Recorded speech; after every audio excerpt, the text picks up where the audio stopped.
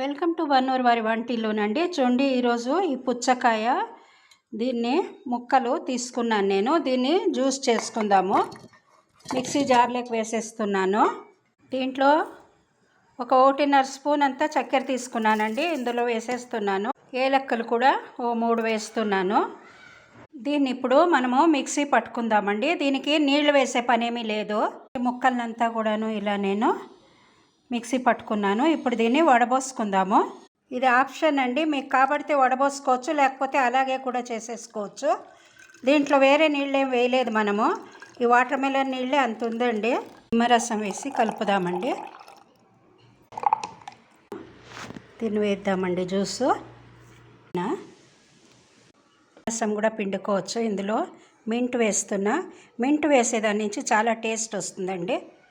So ready అయిపోయింది.